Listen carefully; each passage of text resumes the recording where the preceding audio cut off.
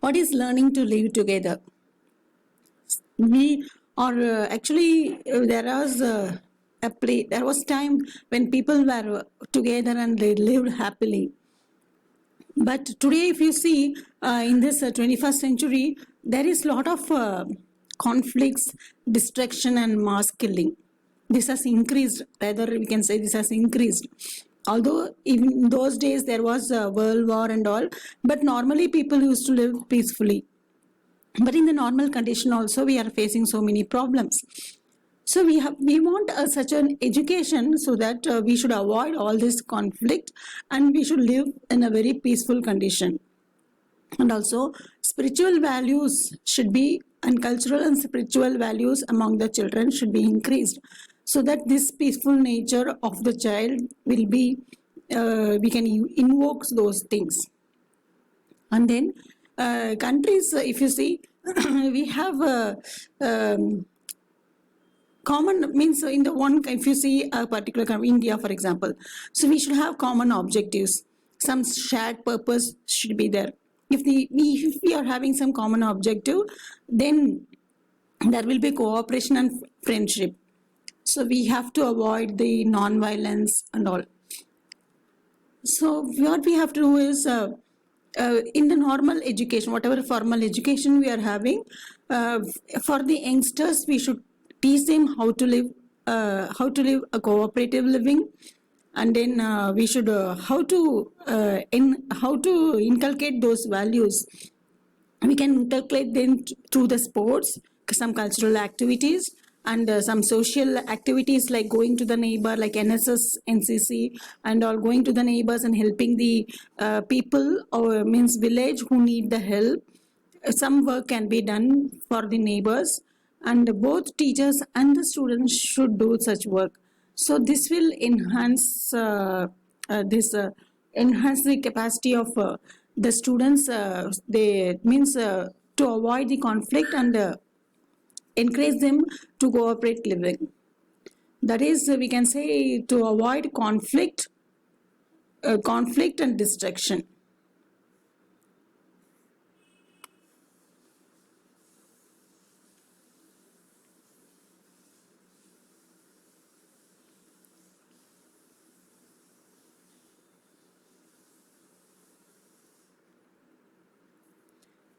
The last one is learning to be.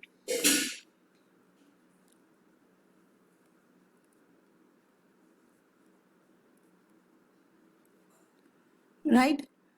So all these three types pillars we have seen. The fourth type, which integrates all these three, we can say. This type of learning is all-round development of human personality.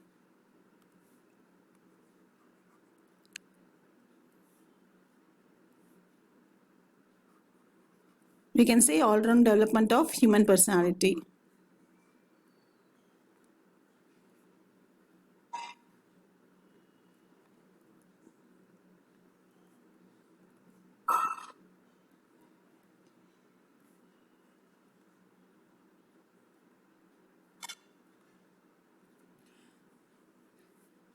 Okay, that is body, mind, and spirit.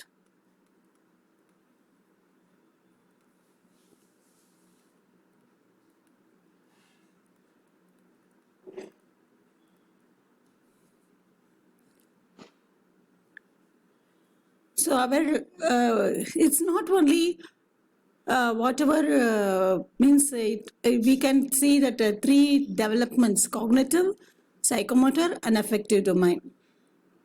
So all manam, vaka, and kayam. So in Tamil we can say all human beings should be developed independent, and critical thinking should be there, and they should be in the position to judge. Okay, and then this is very important because it connects all the three types of learning. Education should help an individual to solve his own, there is some problem, you should be in a position to solve your own problem, take your own decisions, and there is some responsibility we cannot overcome. Means we cannot, oh, I will not do it, I don't want to take this such responsibility. No, you have to take the responsibility. So it's a freedom of thought. So many other things can be added in this, right? So we can see, we have seen all the four pillars of learning. Aim of schooling based on curriculum ideology.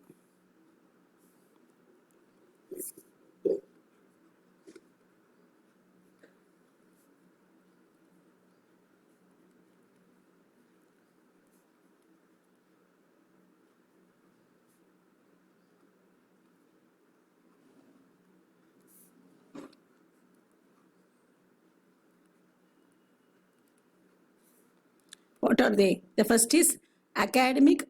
So over the last century, schooling has been asked to serve four different aims that are reflected in four curricular ideologies. The first one is academic rationalism. Okay, what is academic rationalism?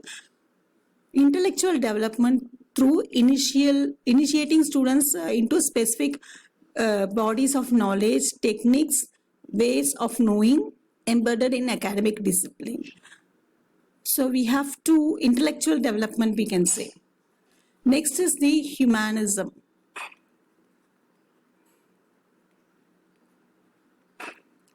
Okay, the central goal of schooling in terms of fostering students' potential, that is personal freedom, self-actualization, and all-round development. So we have to, what is the important aim of schooling? What is the goal of schooling? Aim is a bigger term. You can just, that broadening term, we can narrow it to goal. So what are the goal? We have to, first goal is student's potential, whatever students is capable of doing, his potential or her potential, and student should have some freedom, their personal freedom, and then whatever it is capable for them, maximum achieving that is known as self actualization.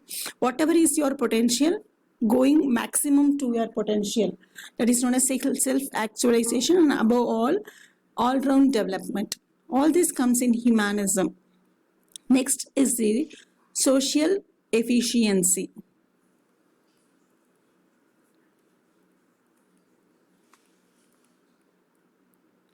What is social efficiency? To meet the current and future manpower needs of the society. So what is manpower?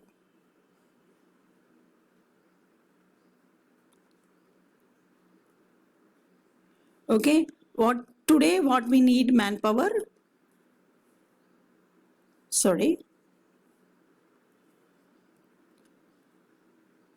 Today, whatever we need the manpower, right, in order to achieve this, and also for future.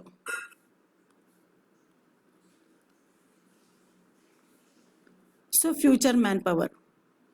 So in order to attain, if you want this manpower, it is through education only. Therefore, the schooling is to meet the current and future manpower needs of the society. How you are going to achieve this manpower? By training youth to become contributing members of the society. How you can training youth?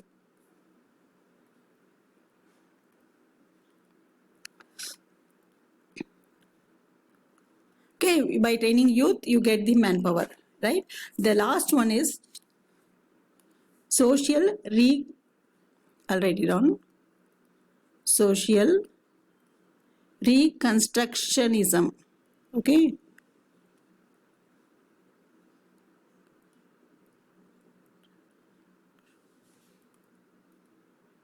What is social reconstructionism? Reconstruct. Okay, what does it mean by reconstruct? Means reconstructism means whatever is existing, you want to change it. Reconstruct means existing thing, we have to change it. That is the important, one of the aim, very important aim of education, we can say. That is something which is today what is existing is social inequalities.